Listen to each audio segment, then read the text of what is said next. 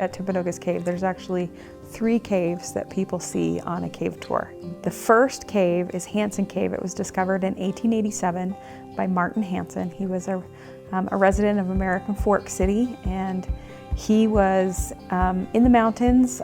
He sold timber, and so he was looking for timber, and he found some cougar tracks. He followed those cougar tracks up and discovered a cave. And that cave, starting in 1887, he gave cave tours for a few years, but it wasn't very lucrative, and so he left. From that time, for several decades, people were visiting Hansen Cave. And in about 1913, there were a couple of families that went to Hansen Cave to explore. And in those families, they had some young teenage boys, Frank Johnson and James Goff. Those 2 boys decided to climb around on the cliff faces. And as they tried to problem solve their way back down, they found an opening that had cold air blowing out. And as they kind of moved the rocks around, they actually caved in, and they found an opening. They actually were able to slide in, and they found a cave that was later known as Timpanogos Cave.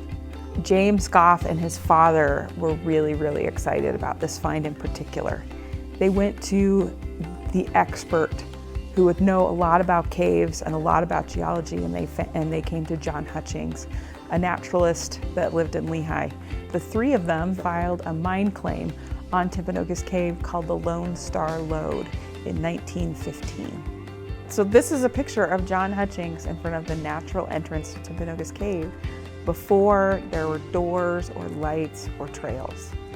And to think about crawling through the cave, some of the passages literally being a crawl or a belly crawl around very delicate helictites, stalactites, and soda straws, I have no doubt was breathtaking for them and very fascinating to the curiosity of John Hutching.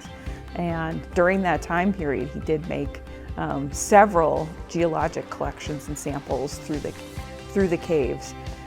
There was no trail going up and down the mountainside, and so in order to get these very delicate, fragile cave formations, not only out of the cave but down the mountain, he had fashioned a box into a backpack with straps.